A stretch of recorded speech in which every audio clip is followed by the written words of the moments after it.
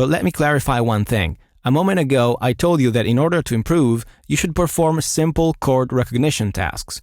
Well, by that, I don't absolutely mean chord quality recognition exercises. What are chord quality recognition exercises? These are exercises where you only have to recognize the quality of a chord. So whether the chord is major, minor, major seventh, dominant seventh, etc. These exercises are very much like interval exercises.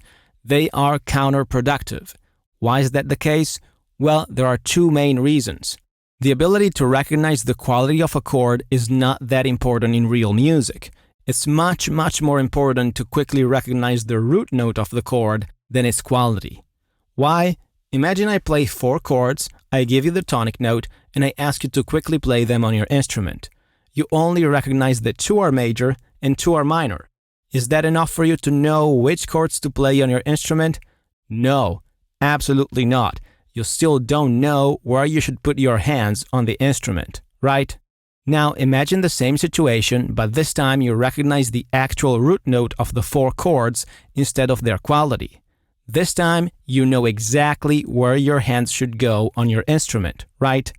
Then, since you know the key of the song, you also know whether they should be major, minor, or whatever, depending on the scale degree they are built on, right?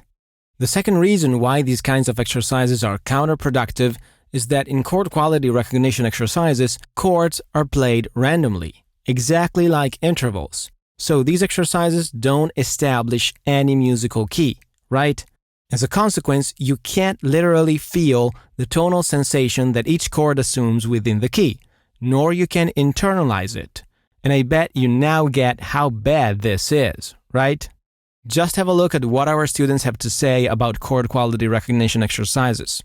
You were mostly training chord quality recognition, so yeah, right? Is it okay? And you didn't feel it helpful? You didn't. I did become a bit better in telling if it's a major or minor, but I just couldn't see how this helps me like transcribe music or like it wasn't functional in any way. And when I got to like chords with 4 notes, like with the 7th degree, it just went like I didn't get any of it. Like it was too difficult. Sorry. To recognize the quality, but not the grade, not the function. Okay. So you meant that the chord quality recognition exercises were helping you in recognizing whether the chord is major, minor, or whatever, but that hadn't helped you in recognizing the what chord is that, what degree of the scale is that, is this chord or that chord or whatever.